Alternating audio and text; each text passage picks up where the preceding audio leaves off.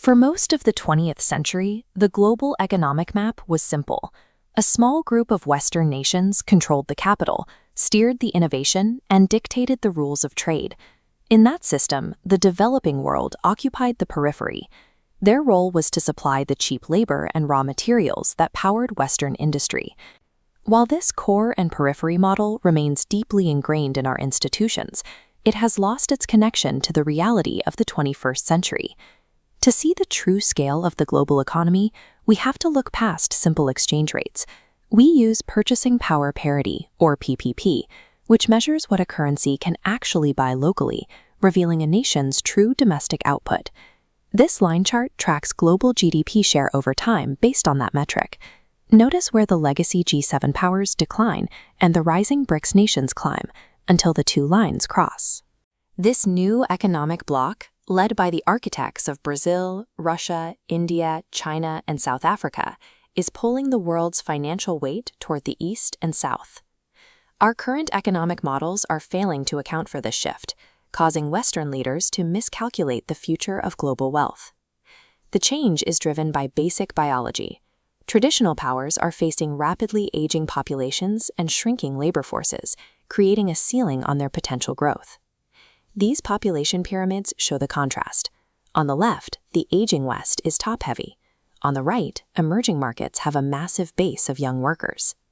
As this generation enters its prime working years, they create massive internal demand for housing, tech, and consumer goods. But while demographics provide the fuel, they don't explain the incredible speed of this catch-up. That speed comes from the leapfrog effect. Instead of retracing every industrial step of the last 2 centuries, these nations skip directly to current technology. The West is often slowed by its own history, trillions of dollars locked into a legacy trap of aging power grids and analog systems that are expensive to maintain and difficult to replace. Emerging markets avoided that burden.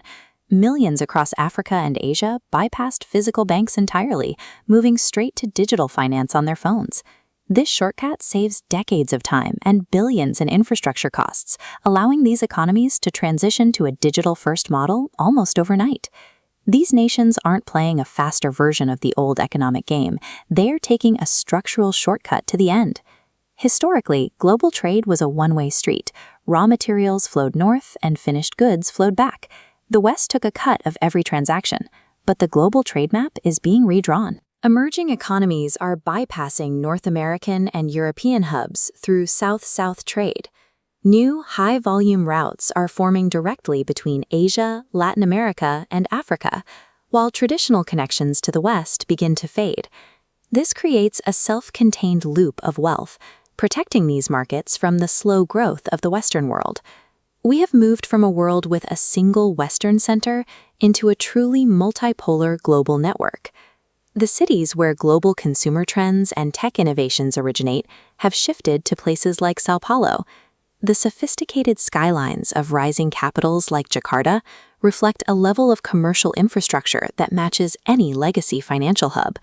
These cities now function as the global boardrooms where the future of international trade is decided.